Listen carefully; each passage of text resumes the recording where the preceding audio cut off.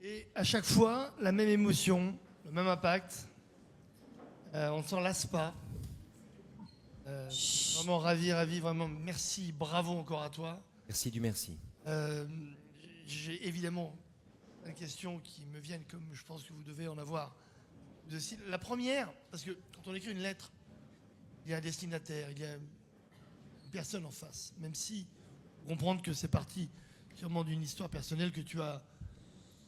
Chut, s'il vous plaît. En faire une lettre qui peut s'adresser à plein de gens. Mais est-ce que quand on envoie une lettre comme cela, des lettres comme celle-ci, tu attends une réponse? Non. Non, je n'attends aucune réponse. Et d'ailleurs, le personnage en question, c'est une addition, c'est une accrétion de plusieurs personnages qui ont tous en commun d'être des apostats républicains, libéraux, hédonistes, libertaires, antisémites. Mais donc c'est un ensemble de personnages qui sont devenus un seul, dont j'ai fait un seul personnage. Mais ce sont des lettres qui enterrent la discussion. Je n'ai reçu de ces personnages qui se sont reconnus dans les lettres aucune réponse.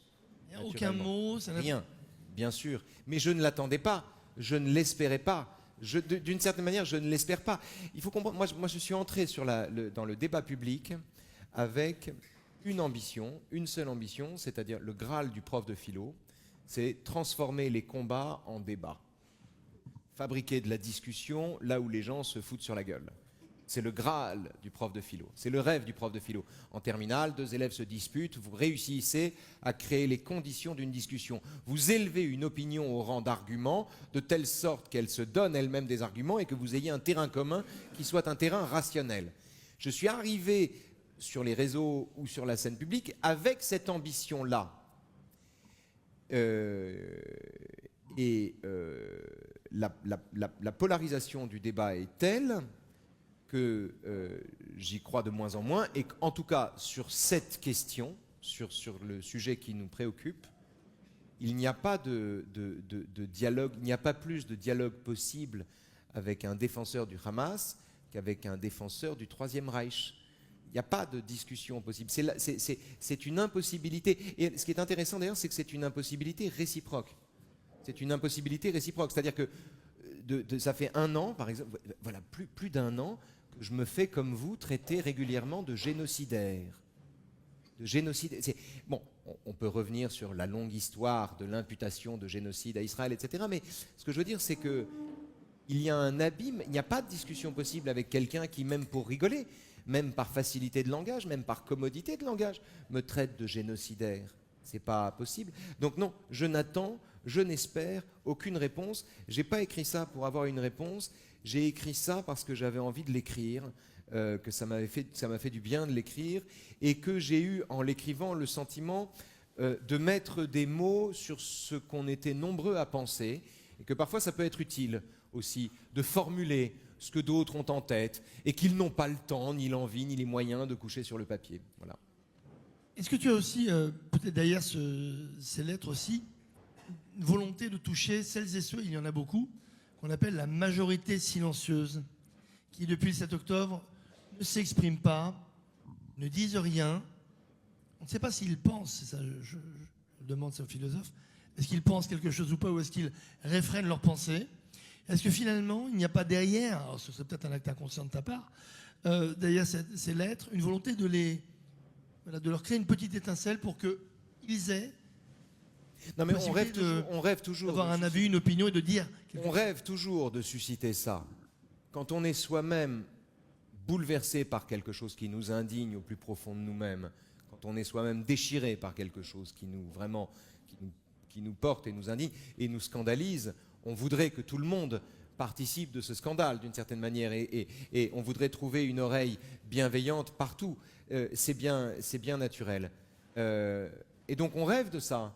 On rêve de susciter chez les gens une réaction, de convaincre et de persuader à la fois, de persuader en les touchant et de convaincre en raisonnant.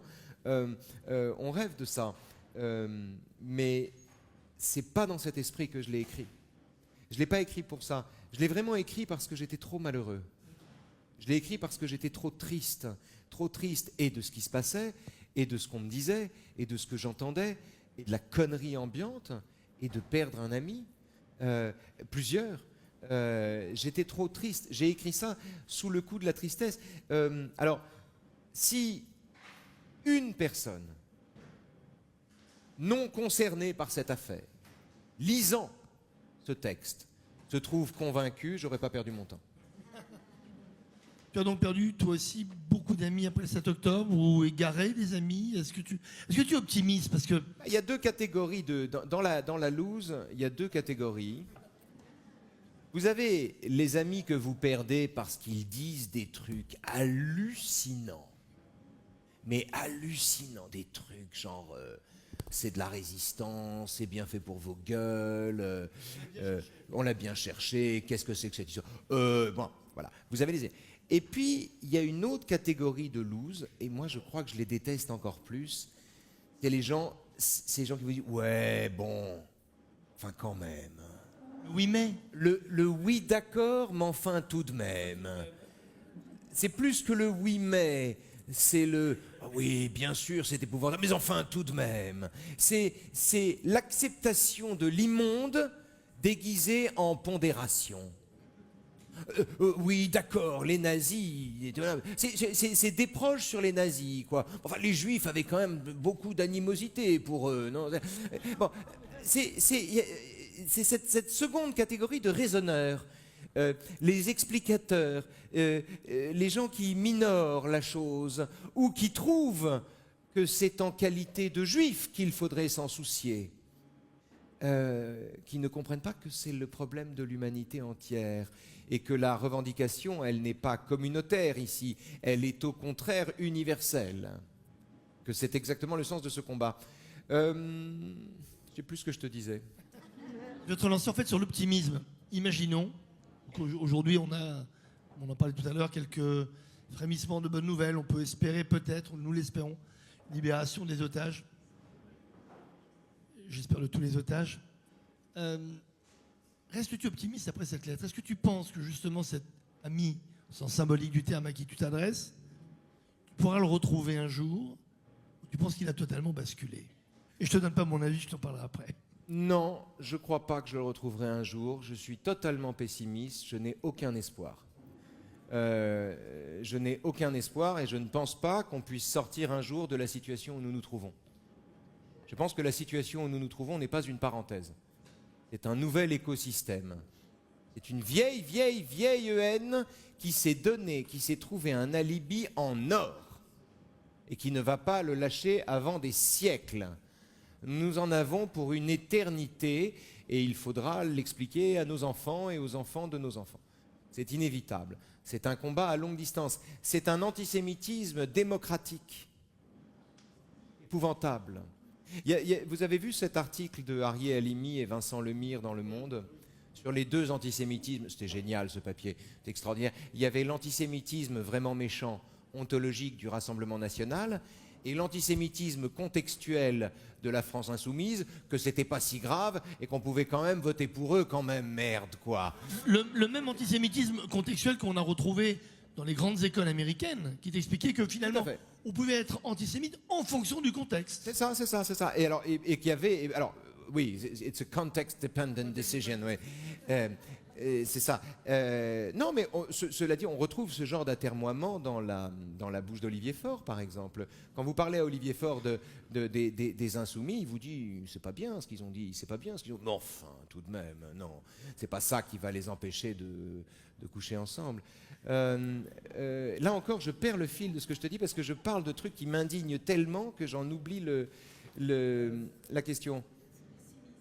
Ah, pessimisme. Est-ce qu'on va dire non, non, pas du tout. Je suis résolument pessimiste, en ce sens que je ne vois pas d'issue à la chose, je ne vois que du combat. Je ne vois que de la guerre, que de la défense, de la guerre, du combat, des plaidoiries, des combats à tout niveau, à l'échelle de l'opinion, dans l'écriture, sur scène, partout, où on peut. C'est un combat où nous sommes structurellement minoritaires. Le nous est celui du démocrate ici. et avant d'être celui du juif, c'est celui du démocrate. Donc je suis plutôt pessimiste, mais je ne vois, dans le constat tragique de la situation qui est la nôtre aujourd'hui, je ne vois aucune raison de baisser les bras. Voilà, c'est tout ce que je veux dire. Et en fait, et je suis content que ta question me donne l'occasion de le citer. Je suis camusien, c'est-à-dire c'est l'école Albert Camus. Dans La Peste, souvenez-vous, ou lisez-le, ou relisez-le.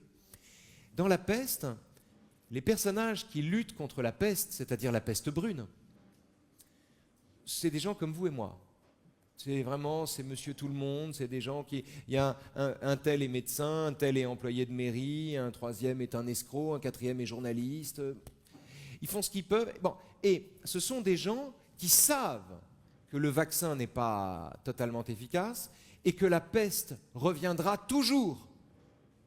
Et qui savent tout ça et qui pourtant mettent les mains dans les bubons au péril de leur vie. Parce qu'il n'y a pas d'autre façon de faire. Et donc, si vous voulez, je suis pessimiste par principe et par règle, et puis parce qu'il y a vraiment de quoi, mais je suis actif, et d'une certaine manière, je ne crois pas du tout en Dieu, mais en revanche, je dirais que j'ai la foi. C'est-à-dire que je ne vois aucun inconvénient à me battre toute ma vie, à défendre cette cause, s'il le faut, toute ma vie. Ça me va très bien. Si c'est ça qu'il faut faire, si vous voulez, je suis obstiné. Je suis malheureusement de ton avis. Alors, moi je me considère comme un optimiste réaliste par moment, ce qui m'évite de sombrer dans un trop grand pessimisme en me disant on a peut-être une chance déjà, c'est de se rassembler, c'est ce que je disais, de se battre et de combattre ensemble. Maintenant, il y a quelque chose que j'ai entendu dans ton texte qui me rappelle un des thèmes qu'on aborde souvent depuis le 7 octobre. Il dit qu'il y a eu un avant, un après, que le 7 octobre, finalement, tout a explosé ce jour-là. Moi, je n'y ai jamais cru. Est-ce que tu penses, comme pour ton ami arabe, tes amis arabes, qu'au contraire, le 7 octobre était un révélateur d'une émotion profonde qui a trouvé une occasion rêvée de pouvoir exploser comme, je compare souvent la haine du juif comme un rétrovirus Bien qui sûr. cache Bien la sûr. moelle épinière et qui flambe du jour au lendemain. En quelques jours, ce sont des éruptions incroyables. Dans la vie, on décide et après, on délibère. L'antisémitisme était là. Il n'avait besoin que d'un bon prétexte. Il n'avait besoin que d'une occasion. Qui veut tuer son chien l'accuse de la rage. Qui veut haïr les juifs les accuse d'être des génocidaires. Et ça ira tout seul. C'est évidemment un révélateur plus qu'autre chose. Je me souviens de ce que j'ai oublié de dire tout à l'heure. C'est les deux antisémitismes, le Mir et Halimi. Enfin, c'est pas eux les deux antisémitismes. C'est ceux qui vous expliquent qu'il y a un antisémitisme contextuel qui est moins grave, un antisémitisme cachère, en somme, si vous voulez, qu'on peut supporter. Et puis, alors qu'il y a l'antisémitisme méchant des nazis, de l'extrême droite, et ça, c'est pas bien. Alors, je ne partage pas cette analyse. En revanche,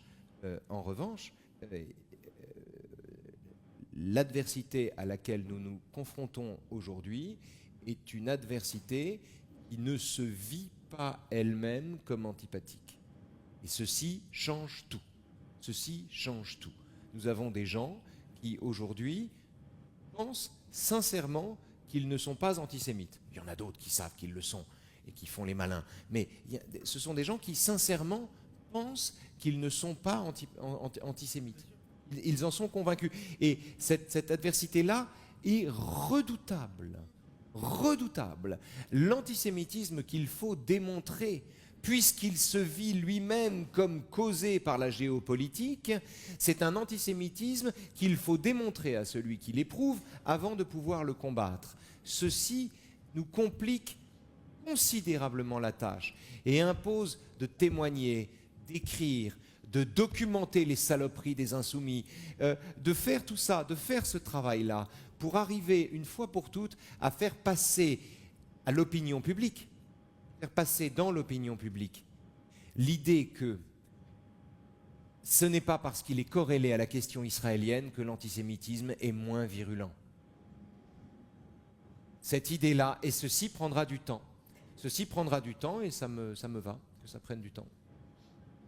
Voici ta réponse. J'ai répondu à une autre question du coup, hein, mais je sais, c'est pas grave. C'est pas grave, je te relance en permanence. On parle souvent, et ça c'est aussi un débat que j'ai eu moi avec nos très nombreux amis musulmans. Alors c'est vrai que je n'ai plus cette discussion-là depuis le 7 octobre, parce que je t'avoue que moi aussi j'ai été abandonné par la plupart de mes amis musulmans. Et c'est pas faux d'avoir tenté d'aller les chercher. Et pourtant, tous ces amis, comme dans tes lettres, étaient pour moi ce qu'on appelait l'islam modéré. C'est d'ailleurs comme cela qu'ils se définissaient pour dire, au moment des attentats de Charlie, au moment de l'hypercacher, mais tu sais, il y a un imam, il y a un islam, ça c'est à la fois lapsus, un islam modéré en France qui n'a rien à voir avec l'islamisme radical. Et pourtant, j'ai été le premier à les haranguer dans tous les médias pour leur dire, mais c'est à vous de le dire. C'est à vous de prendre la parole pour justement montrer que l'islam, ce n'est pas ça. Et eux me disaient, mais non. Et là, ils se cachaient derrière notre belle République en disant, la République est une, indivisible. Je ne peux pas, moi, m'auto-essentialiser, musulman modéré, face à ces salopards de musulmans islamistes. On voit où ça nous a menés. Alors ça, c'est un autre problème. C'est-à-dire, le problème auquel tu es confronté, c'est le fait, c'est l'opinion publique, c'est l'opinion tacite publique qui trouve urgent de se taire ou qui préfère ne pas prendre la parole et qui croit d'ailleurs échapper à sa responsabilité en le faisant. Alors que nous n'échappons pas à nos responsabilités. Les gens qui se taisent aujourd'hui se taisent pour l'éternité. Se taisent pour l'éternité. Pour l'éternité, se seront tus en ce moment. La situation que je décris ici est un peu différente puisque moi, mon camarade, c'est un apostat de l'islam. Il n'est même pas modéré. Donc... Il déteste l'islam. Il déteste l'islam. Il déteste l'islam et il me traitait de blanc naïf quand je lui disais qu'il fallait distinguer l'islam de l'islamisme. Il m'expliquait, lui et d'autres, il m'expliquait qu'il n'y avait aucune différence à faire, que c'était une vision œcuménique de petit blanc occidental qui se faisait plaisir, que ça voulait rien dire et qu'en réalité l'islamisme était une conséquence inévitable de l'islam, que l'islam était incompatible avec la République. Enfin, j'avais droit à ce discours-là, moi. Et je faisais, moi, le type qui lui dit « tu dis n'importe quoi, la meilleure preuve c'est que je connais des bons amis qui, etc. etc. » Nos discussions portaient là-dessus. Donc, moi, c'est quelqu'un qui déteste l'islam, c'est ça qui me frappe. C'est quelqu'un qui déteste l'islam pour d'excellentes raisons. C'est-à-dire c'est quelqu'un qui déteste ce que les monothéismes ont de plus haïssable, de plus coercitif, de plus contraignant, de plus, etc. C'est ça qu'il déteste. C'est ça qu'il déteste. Et c'est au nom de la liberté qu'il le déteste, qu'il déteste cette religion. C'est au nom de la liberté. Et pourtant, le 7 octobre, il y avait quelque chose de presque rédempteur dans son antisémitisme. Il y avait quelque chose de presque, une façon presque de faire amende honorable dans la frénésie qu'il mettait à défendre soudain un discours inacceptable. Voilà. Est-ce que dans tous les courants de l'islam, justement, et on le voit d'ailleurs très bien en Israël et un peu partout dans le monde, l'islam au sens large du terme, qu'il soit, comme on dit, modéré, sunnite, chiite, enfin, tous les courants possibles, ont-ils pas trouvé avec la haine du juif finalement le seul moyen d'être d'accord et de s'unir? Je ne sais pas. C'est possible. Je ne sais pas. Je ne sais pas. J'en sais rien. J'en sais rien. Est-ce que la géopolitique ne viendra pas te contredire? Est-ce que l'alliance entre Israël et l'Arabie Saoudite ne viendra pas te démentir? Je ne sais pas. Je ne sais pas. Je ne sais pas. Ce que je sais, c'est que la grande différence avec les années 30, c'est qu'existe aujourd'hui un pays qui est un havre, un refuge, une anomalie démocratique dans un monde de brutes, et qu'il faut défendre à tout prix, et que c'est un refuge, et c'est une migraine pour les tyrans du monde entier. et un caillou dans leurs chaussures. Il existe un pays aujourd'hui qui remplit cette fonction, et c'est la grande différence avec les années 30, et c'est en cela, comme dirait frère Jean à Roméo dans Roméo et Juliette, en cela tu es heureux, en cela tu es heureux, et en cela nous sommes heureux. Voilà.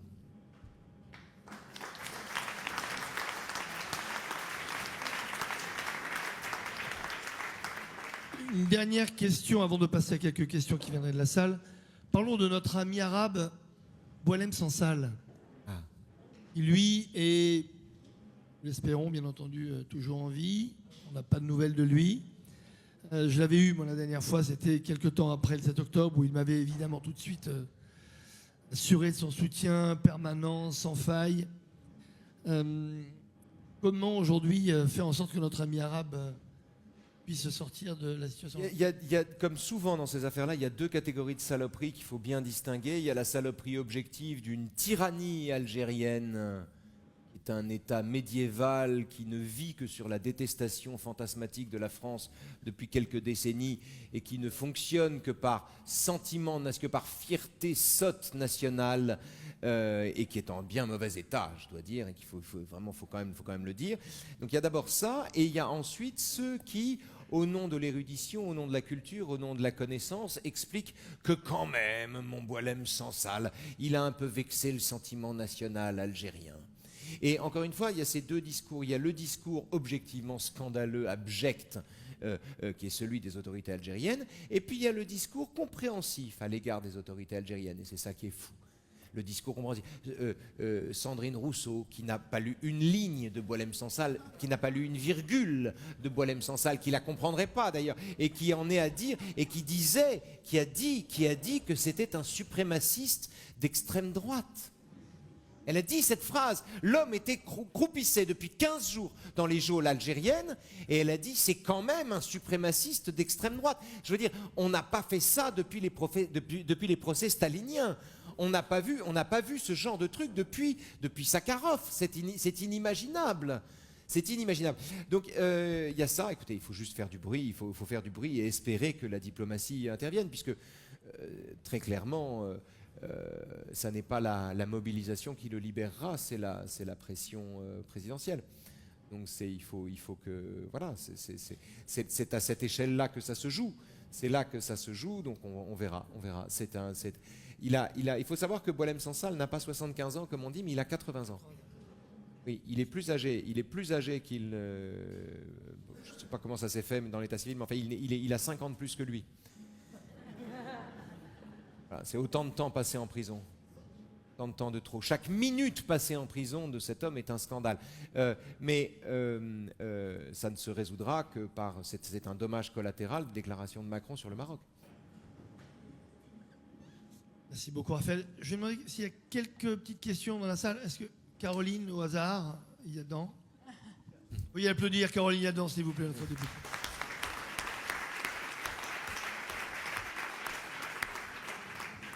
Cher Raphaël, d'abord, merci, vraiment. Merci, un immense merci, je pense à notre nom à tous, parce que tes mots nous font du bien, parce que tes mots représentent notre ressenti à tous et à toutes depuis le 7 octobre. Je voudrais te poser deux questions, si tu permets. La première, c'est que tu l'as dit, et je le vis tous les jours à l'Assemblée, les méchants LFistes sont vraiment méchants. Ils sont vraiment absolument insupportables et ça devient presque physique, en fait. Parce que la malveillance, ça n'est pas simplement une posture médiatique, c'est quelque chose que l'on ressent à l'Assemblée nationale. Et tu as dit autre chose, c'est que le combat, il est un combat de tous les jours, il nous appartient, et ce combat passe par la conviction, notre conviction, et arriver par cette conviction à convaincre l'autre qui est soit indifférent, soit pas investi sur cette question, parce qu'après tout, on ne peut pas être investi sur tous les sujets. Et donc, ma première question, c'est... je pense qu'il y a du travail à faire, y compris à l'Assemblée nationale. Et donc, est-ce que tu accepterais, si j'organise ça, de faire une représentation de ton spectacle à l'Assemblée nationale. Ah oui.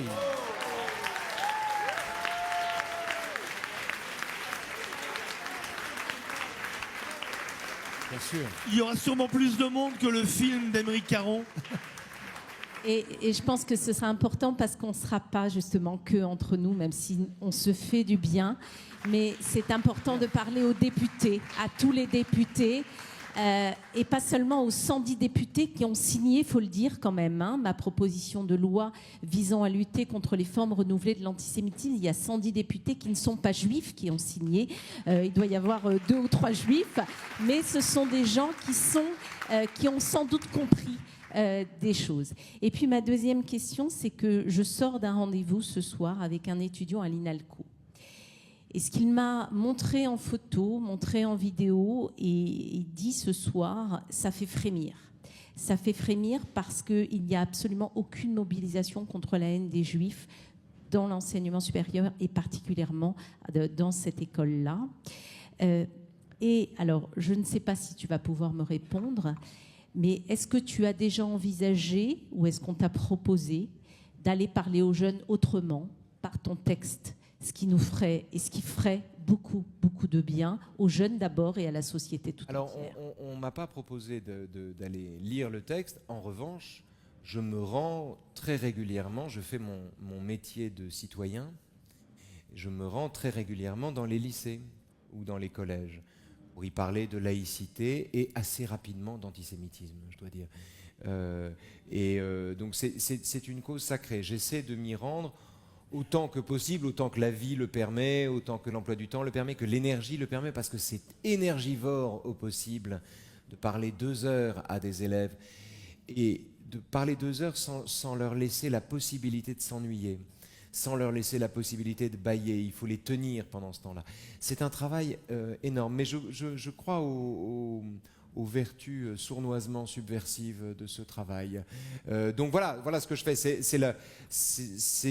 Ça prend cette forme-là. Maintenant, il y a d'autres endroits où je suis désormais non grata. Pour les raisons que tu donnes et qui sont évidentes. Il y a des endroits où on ne m'invite plus du tout. À commencer par mon ancienne école, par exemple, l'école normale. Voilà, bon, enfin, comment dire,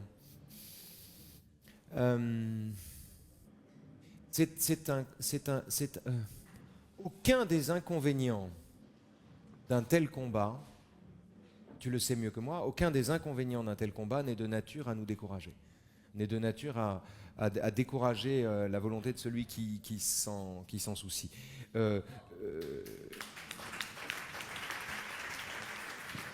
Donc on prend une date à l'Assemblée nationale, c'est ça? On a une date à l'Assemblée nationale, voilà. Avec plaisir. It's a date.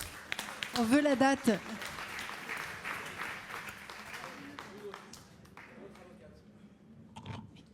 Merci Raphaël. Alors moi je dois dire que je suis totalement sidérée après vous avoir écouté, parce que ce que vous racontez, c'est exactement ce que j'ai vécu personnellement, puisque moi aussi j'avais une amie que je considérais comme ma sœur. Donc je pense que je vais lui offrir votre livre, même si on ne se parle plus, on ne se dit même plus bonjour. Et je la considérais vraiment comme ma sœur. Et elle rentre dans la deuxième catégorie des personnes, c'est-à-dire pas ceux qui ont dit que c'était légitime, mais ceux qui sont rentrés dans le silence ou qui sont venus dire que ce qui s'est passé, c'est pas l'islam, c'est l'islamisme. Voilà, ce genre de discours-là.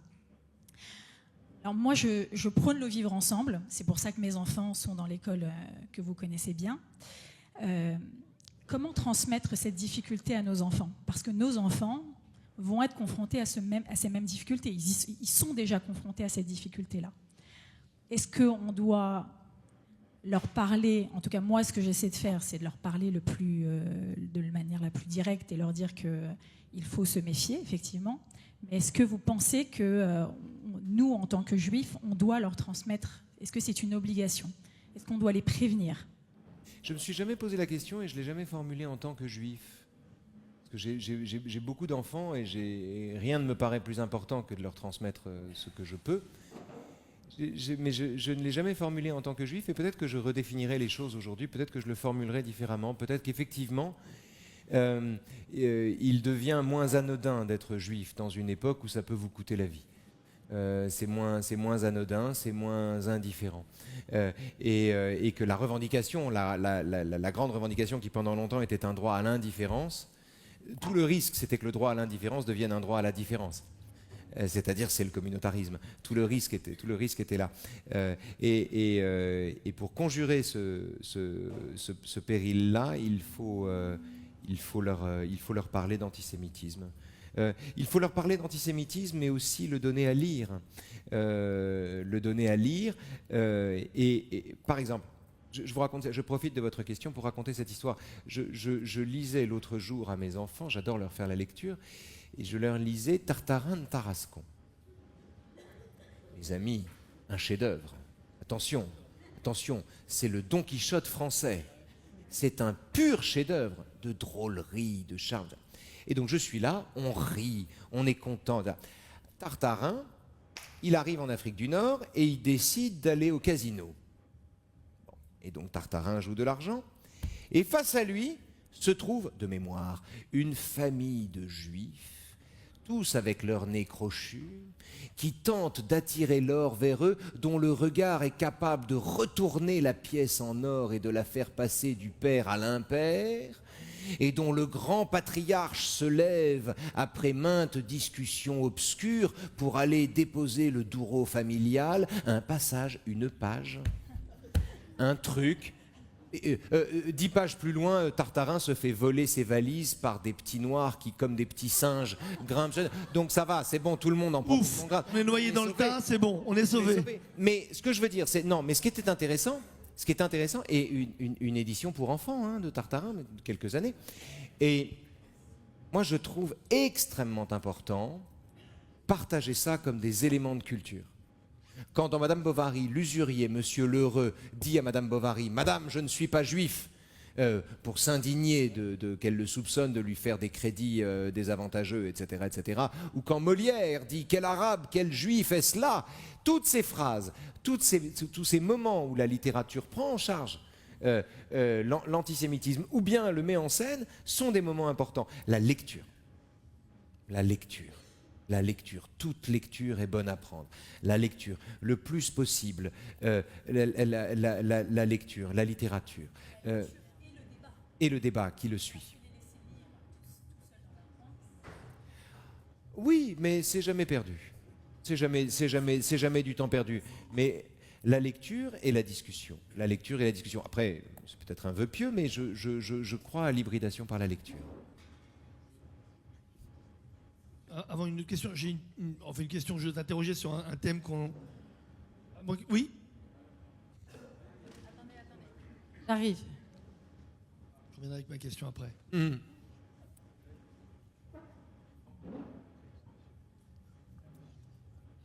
C'est bon? Je vais lire parce que j'ai du mal à prendre la parole au public. Donc je voulais dire, il y a beaucoup d'Arabes en France, mais ils ne sont pas encore majoritaires. Et si on était les nouveaux insoumis, si on leur prenait cette place, non en tant que juifs, mais en tant que citoyens français, pour rassembler tous ceux qui vomissent cette société médiocre, obscure, et si on refuse désormais de se soumettre à ces vides, ces fonctionnements économiques, politiques et sociétaux, pour proposer enfin un projet nouveau, intelligent, qui emporte et qui fait taire tous ceux qui ont trop été mis en avant pour installer cette régression et cet obscurantisme. En fait, ce que je veux dire par là, c'est que je pense que tout ça est possible parce qu'il y a un vide en France, que la société est devenue médiocre et que face à ce vide, la seule solution qu'on a, c'est ne pas se placer en tant que juif, mais en tant que citoyen, et qu'on se batte pour proposer un projet sociétal qui est beaucoup plus intelligent, beaucoup plus intéressant, qui va emporter la majorité des citoyens français. Et je pense qu'il est temps de le faire, parce que ça fait un moment, ça fait plusieurs années qu'on stagne et on recule, et que tout ça est politique, et que tout est possible. Je suis hyper optimiste. Si seulement on va dans la bonne direction et qu'on fait ce qu'il faut, au lieu de continuer dans les polémiques, dans les constats de situation, on n'est plus au temps des polémiques, on est au temps des solutions intelligentes. Voilà. Merci. Le seul point sur lequel je serais en désaccord avec vous, c'est l'idée que notre société aujourd'hui serait plus médiocre que celle d'hier. C'est ça que j'ai du mal à suivre, si vous voulez. Je pense que les humains ne sont pas plus médiocres aujourd'hui qu'hier, ni aujourd'hui que demain d'ailleurs. Il y a toujours eu sur Terre, il y a quelques décennies, on gazait les Juifs, c'était pas mieux qu'aujourd'hui. Il y a toujours eu la même incompressible proportion de connards dans les sociétés humaines et nous n'en ferons pas l'économie. Et je ne crois pas que notre époque soit plus originale qu'une autre. Et j'en viens au deuxième point d'ailleurs, c'est pour ça que je suis plus réservé sur la possibilité d'une idée neuve ou d'un programme nouveau, si vous voulez. Moi, ma seule ambition, c'est de faire en sorte que la démocratie libérale et républicaine, où nous avons la chance inouïe de vivre, dure le plus longtemps possible. Je n'ai aucune autre ambition que celle-là. Je ne vois pas plus loin que ça, et je n'imagine pas un autre discours. C'est vrai. Alors, je ne vous pensais pas aussi pessimiste que ça. Je ne vous pensais pas aussi pessimiste que ça. J'étais à une conférence de Dov Maimon. Et lui, il voit la vie en rose. Il a dit qu'il y a de plus en plus de magasins, de cachères qui se développent, beaucoup de choses de la communauté juive. On vous entend pas, monsieur. Mettez le micro bien comme ça. D'accord. Laissez-le bien je disais, j'étais à une conférence de Dov Maimon, qui est beaucoup plus optimiste que vous, mais moi je suis moins optimiste que lui. Et qui disait qu'il y a de plus en plus de magasins, de restaurants cachers qui ouvrent. Donc la vie juive continue. Mais j'ai jamais dit le contraire. Non, vous êtes pessimiste. Moi, J'ai jamais dit le contraire. Je suis pessimiste.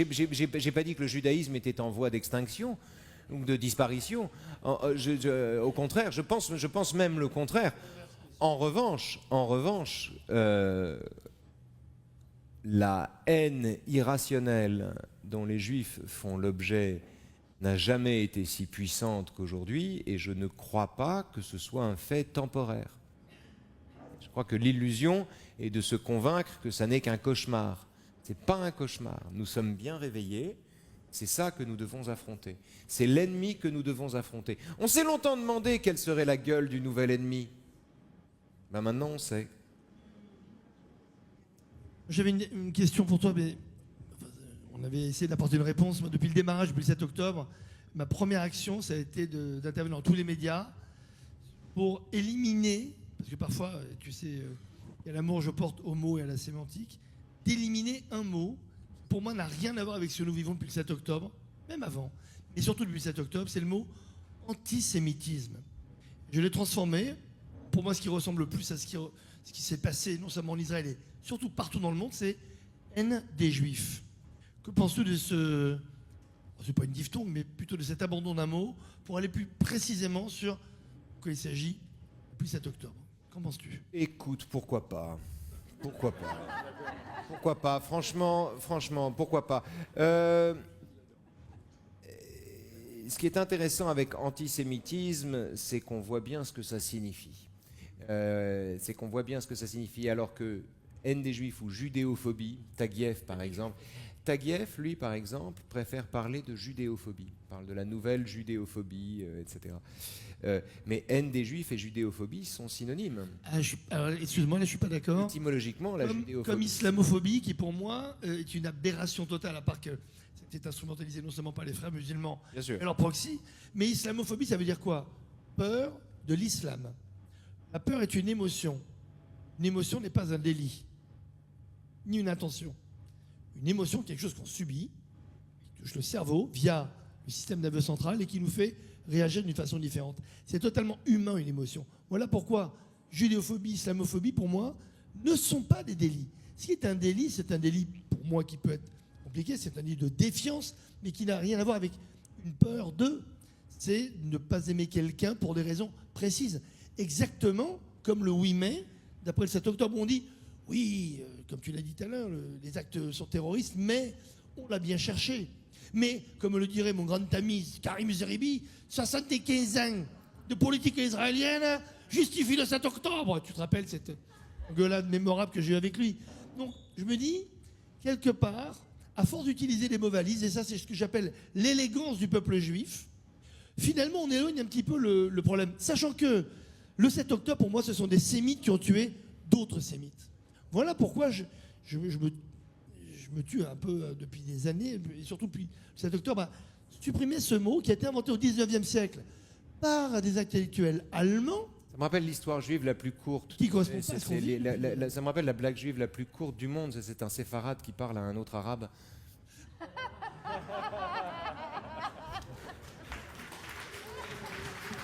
Comme le séfarade qui parle un ashkénaze, le meilleur ami des juifs. Meilleur ami des juifs, oui. Quand on est issu de mariage mixte, si vous voulez, comme moi, tout va bien. On est fâché avec tout le monde. C'est pas la haine, le délit, c'est l'expression de la haine. C'est pas tout à fait la même chose. C'est l'expression de la haine. C'est-à-dire que moi, j'ai aucun problème avec la personne qui, en son fort intérieur, ressent quelque chose de viscéral. Tant qu'elle sait que c'est quelque chose qu'elle ne doit pas exprimer ou qui ne doit pas se dire. Il y a un texte qui est très intéressant pour ça. C'est le journal d'Alain, le philosophe Alain. Oui, Alain est un grand professeur de Cagnes, grand philosophe, un type extrêmement intelligent, qui s'est fait connaître dans l'entre-deux-guerres puisqu'il était il était pacifiste. Et Alain a eu des générations d'élèves ont été formés par lui. Et on a retrouvé le journal d'Alain. Et dans le journal d'Alain, on découvre Alain était passionnément antisémite. Mais donc, le même homme qui t'explique Platon, Nickel, Hegel, Kant, etc. Les cours d'Alain sont des chefs-d'œuvre. Il était viscéralement antisémite, profondément antisémite. Et il était tellement antisémite que parfois dans son journal, il se dit « c'est quand même bizarre cette haine que j'ai ». Et le mec s'interrogeait sur sa propre haine, tellement sa haine était violente. Lecture indispensable. Excellente lecture. Lire ça, c'est très intéressant. C'est très intéressant parce que le type est quand même suffisamment intelligent pour faire un pas de côté par rapport à sa propre passion et se dire que quand même, il y a quelque chose qui déconne là.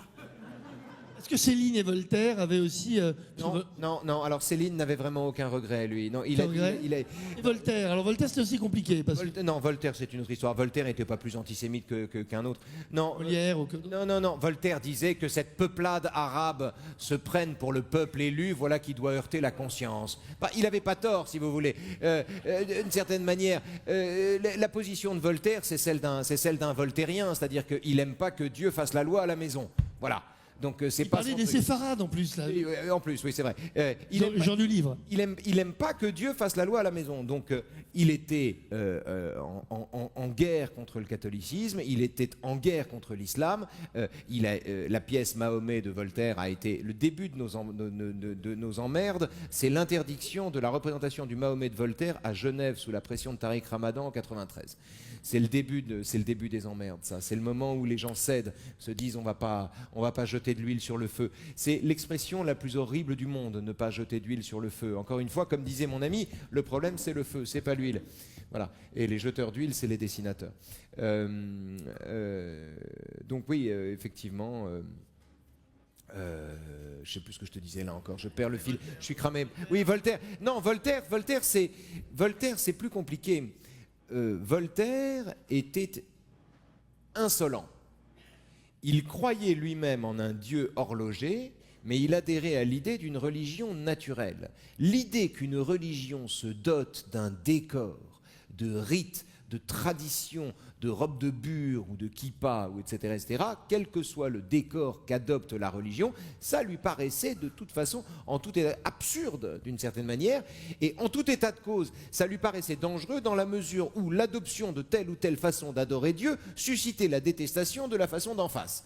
Donc Voltaire était plutôt celui, dans la prière à Dieu par exemple, qui clôt le dictionnaire philosophique, Voltaire clôt sa prière à Dieu sur l'appel à aimer toute personne, qu'il soit indifférent de t'adorer en robe de bure ou en tenue, c'est-à-dire ici toutes les tenues possibles.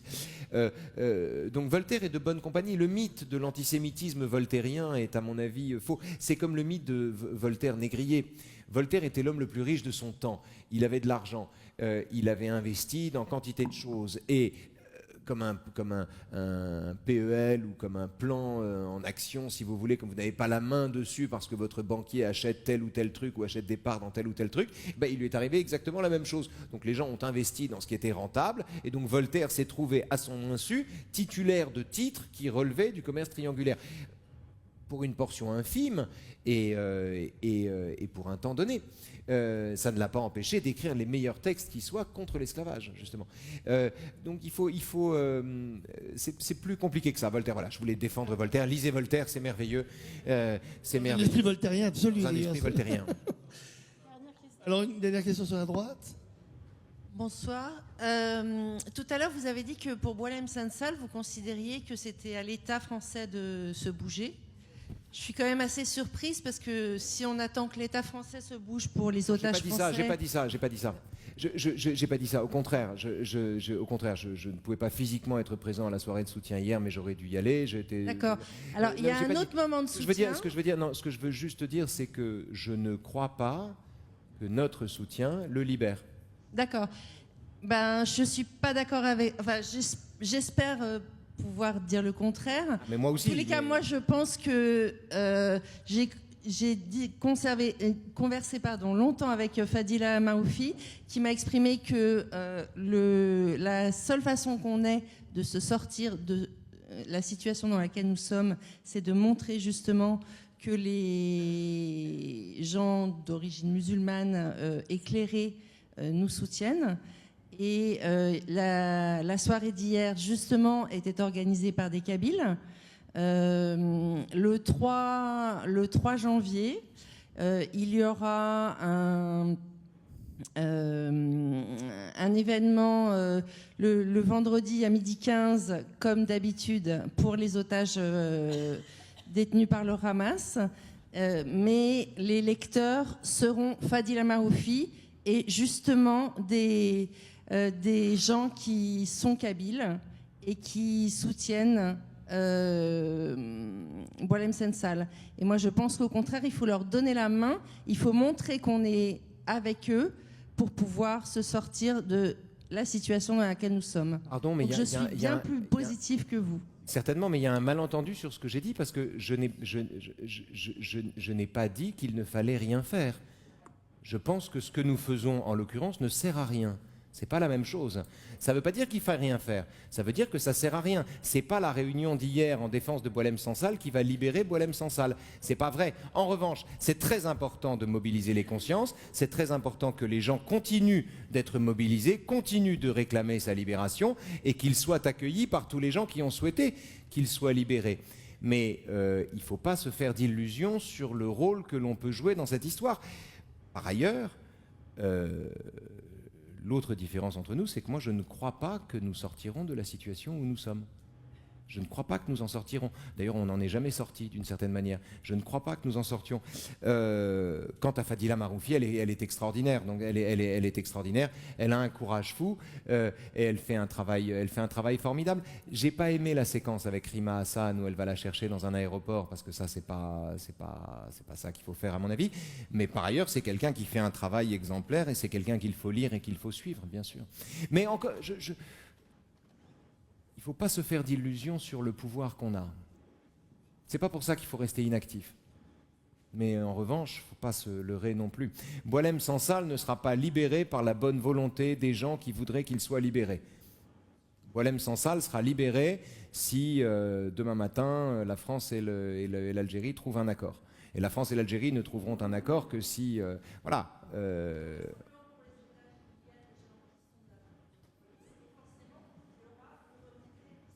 Aucun rassemblement pour les otages n'a libéré le moindre otage.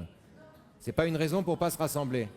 Non, je n'ai pas dit ça. Je ne dis pas ça. C'est ce qu'il a dit. Hein. Je ne dis pas ça. Je ne dis pas ça. Je dis que c'est pas ça. On n'est pas obligé de nourrir un espoir fou et déraisonnable pour agir. On n'est pas obligé de penser que notre action va changer le monde pour agir. Sinon, on n'agit pas, justement.